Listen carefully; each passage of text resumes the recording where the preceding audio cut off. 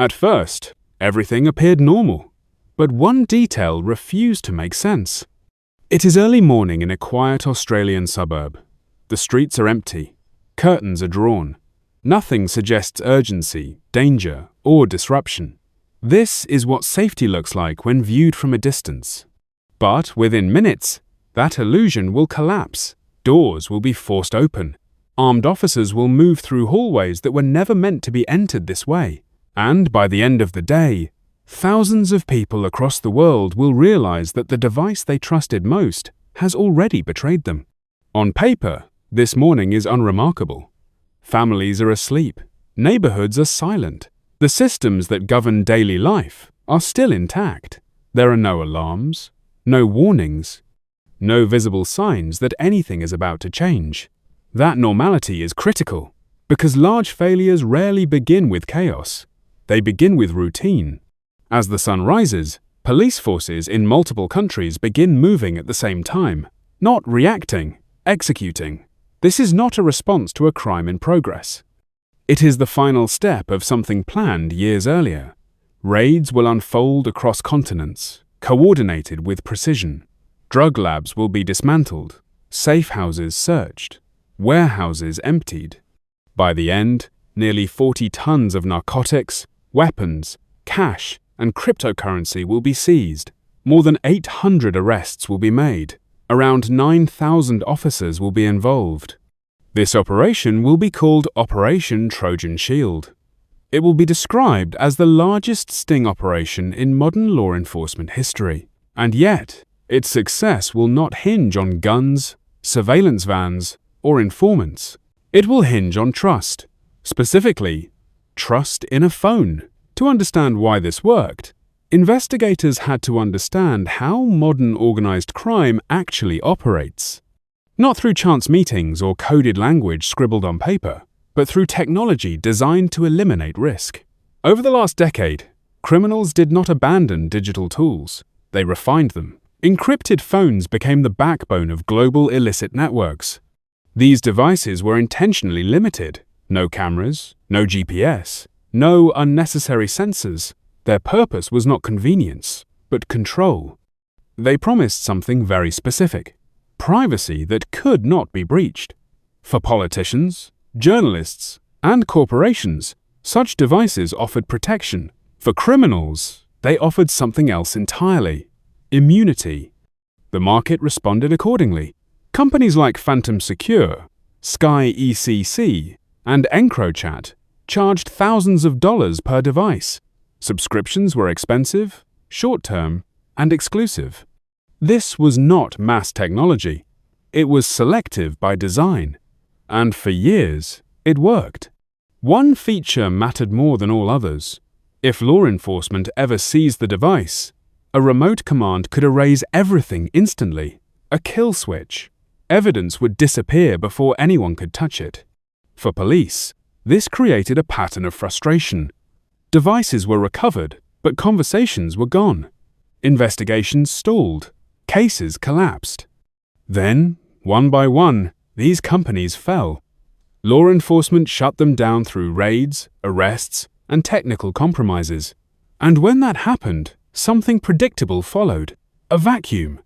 In any ecosystem, when demand remains but supply vanishes, someone steps in to replace it. In 2018, that someone was a man known as Afgu. Afgu was not a programmer in the traditional sense. He did not invent encryption algorithms or build operating systems from scratch. His skill was practical. He understood what criminals wanted, how they thought, and how they evaluated risk. He had previously worked closely with figures deep inside Australia's drug trade, including Hakan Ayik, a trafficker so confident in his status that he documented parts of his life publicly. Afgu noticed something important. Criminals were not looking for innovation. They were looking for reassurance, something familiar enough to trust, but different enough to survive the next crackdown. His solution was Anom. On the surface, Anom phones appeared ordinary. Modified Google Pixel devices running a custom operating system called Arcane OS. They displayed familiar apps, streaming platforms, dating services. everyday distractions. But those apps did nothing. They were placeholders. The real system was hidden behind deliberate misdirection. Entering one code unlocked a harmless interface. Entering another revealed almost nothing at all, just a calculator. And inside that calculator was the only feature that mattered, an encrypted messaging service, accessible through a specific sequence of numbers, invisible to anyone who didn't already know it existed. To the user, Anom felt secure. There was pin scrambling to defeat shoulder surfing. There was a kill switch for emergencies. There was exclusivity. Everything about the device reinforced the same psychological message. You are safe here. Afgu began positioning Anom as the next evolution of criminal communication. He became its CEO. He recruited developers from around the world, compartmentalized, unaware of the full picture. From the outside, this looked like another encrypted phone company rising to meet demand. But this is where the anomaly appears. Because while Afgu was building Anom for criminals, he was also offering it to law enforcement. Through an attorney, he approached the United States Department of Justice with a proposal that immediately raised alarms. He would continue developing Anom. He would distribute it into criminal networks. And in exchange, authorities would receive complete access, a hidden backdoor. Every message, silently copied.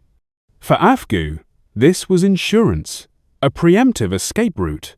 For investigators, it was something else entirely, a chance to see inside networks that had been opaque for decades. But this opportunity came with problems.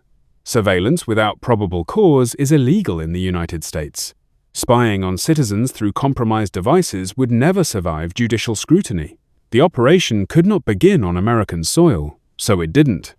Instead, it began quietly in Australia, where authorities were more receptive.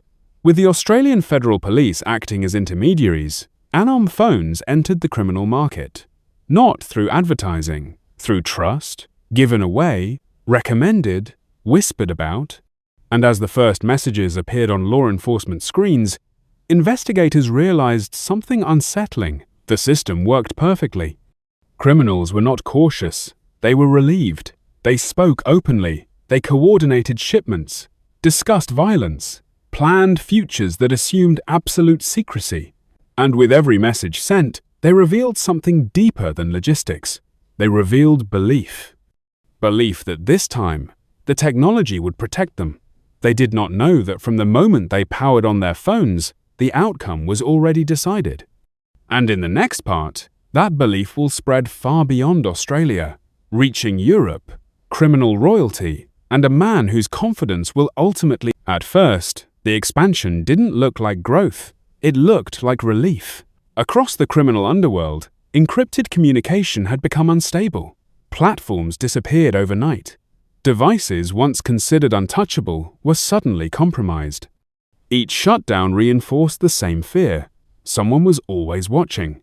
That fear created hesitation, and hesitation is dangerous in environments built on speed and secrecy. So when a new phone appeared quietly, selectively, recommended only by people already trusted, it didn't feel like a risk. It felt like a solution. Anom spread the way confidence spreads, slowly at first, then all at once. In Australia, users spoke freely. Shipments were discussed in plain language. Locations were shared. Prices negotiated. The psychological shift was immediate. When people believe they are safe, they stop performing security. They stop hiding intent behind euphemism. They stop assuming an audience. This is the moment investigators wait for, because it reveals not just crimes, but structure, hierarchies, dependencies, weak points. Behind the scenes, Australian law enforcement watched in real time as entire networks mapped themselves. Messages were duplicated silently, redirected to secured servers, processed, translated, categorized. No alerts were triggered, no users suspected interference. The illusion held, but one problem remained unresolved. The FBI was still blind. Legally, American agencies could not access the data. The operation existed in a fragile space between jurisdictions, approvals, and interpretation. Every additional user increased the intelligence value and the legal risk. Inside the Department of Justice, Concerns grew. This was no longer a small experiment. It was becoming an ecosystem. Eventually, approval came through a workaround. If the servers could not exist in the United States, they could exist somewhere else. A country willing to host the infrastructure and share intelligence under specific conditions. After negotiations, Lithuania agreed. With that decision, Operation Trojan Shield changed scale. Now, the FBI could see what criminals said when they believed no one was listening. Not summaries, not fragments, everything. Across dozens of languages, across borders, across time zones. The volume was staggering. As Anom gained credibility, it began to replace its competitors. This transition accelerated dramatically in mid-2020, when EncroChat, the dominant encrypted platform in Europe, collapsed under a coordinated law enforcement operation. Millions of messages were intercepted. Thousands of users panicked. Overnight, trust evaporated. Into that chaos stepped Anom. Among the first to recognize the opportunity was a Swedish trafficker known as Maximilian Rivkin, nicknamed Microsoft. He was disciplined, methodical, scarred by experience. He had survived long enough to understand one rule above all others: survival depends on communication. When EncroChat failed, Microsoft needed an alternative immediately. Through underworld connections, he learned of Anom. The phone's reputation preceded it. Rumors claimed its creator was untouchable, that even the FBI couldn't break it. Microsoft didn't just adopt Anom, he endorsed it. Trust in criminal networks is not built through marketing, it's built through risk. To reassure others, Microsoft did something irrational by security standards. He sent personal identification through Anom, proof of confidence, proof of belief. If he was willing to expose himself, others followed. From the investigators' perspective, this was confirmation of a psychological pattern they had seen before. When uncertainty peaks, people anchor themselves to authority figures. Microsoft became one of those anchors. His adoption triggered a cascade. Within months, Anom users appeared across Europe. Italian organized crime, motorcycle gangs, international traffickers. The platform spread not because it was perfect, but because it felt inevitable. And with every new user, law enforcement gained something else. Not just messages, but foresight. Plans were discussed days or weeks in advance, routes mapped, roles assigned, violence scheduled. For the first time, investigators weren't reconstructing crimes after the fact. They were watching intent form. This created a new kind of pressure. At some point, observation becomes complicity. The first time this boundary was tested involved Microsoft himself. In a group chat, he discussed plans to kill a man in Stockholm over a financial dispute. The conversation was detailed. Logistics were refined. A hitman proposed disguising himself as a delivery driver. The plan was approved. Investigators now faced a decision no system had prepared them for: intervene and risk exposing the platform, or observe and allow a murder to occur.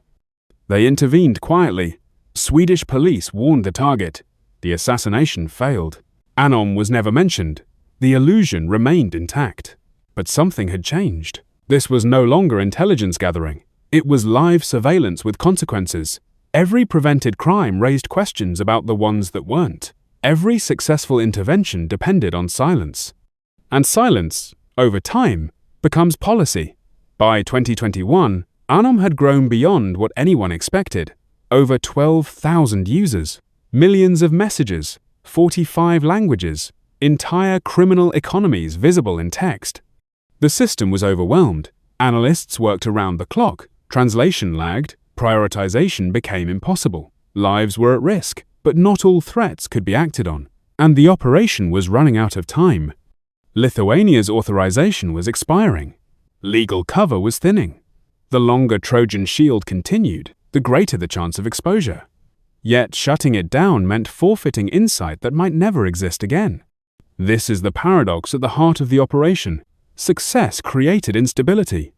When the decision was finally made to end it, authorities prepared for a coordinated global response. Arrests would happen simultaneously. Devices would be seized. Networks dismantled before warnings could spread. But beneath the preparation, another concern surfaced, one that would not be resolved by raids or press conferences.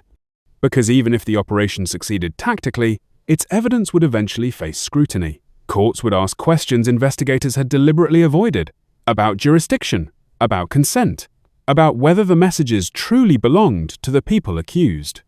And if those questions were answered the wrong way, everything collected, every confession, every plan, every crime prevented too late, could become unusable.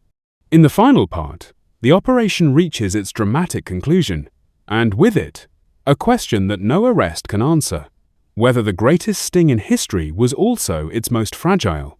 At first, the arrests felt decisive. Across continents, doors were forced open in synchronized silence. In Australia, Europe, Asia, and the Americas, people woke to armed officers standing where certainty had once lived. Phones were seized. Conversations ended mid-sentence. Networks collapsed in minutes. To the outside world, it looked like order being restored. Operation Trojan Shield was finally public. Authorities revealed that Anom, the device trusted by thousands of criminals, had been compromised from its inception. Every message had been copied, every plan observed. Press conferences followed. Statistics were released. Arrest counts, seizures, disrupted supply chains. Officials described it as an unprecedented victory, not just against organized crime, but against the illusion of technological invulnerability. For a moment, the narrative held. But behind the numbers, something less visible began to surface. The first problem was technical, not moral. Messages alone do not constitute proof. In many cases, the Anom chats could not be physically linked to specific devices at the moment of arrest. Phones were shared, SIM cards swapped, usernames recycled. What investigators treated as identity, courts treated as assumption. Then came the legal challenges. In Germany, a court ruled that Anom messages could not be used as evidence because they lacked a verifiable chain of custody. The data existed, but its origin could not be proven beyond reasonable doubt. Physical evidence was admitted, digital conversations were not. Several prosecutions stalled. In Australia, similar uncertainty followed. Trials were delayed as courts debated whether data collected through a hidden backdoor violated domestic law. Each delay weakened the cases. Each ruling introduced precedent. This is where the psychology of the operation becomes impossible to ignore.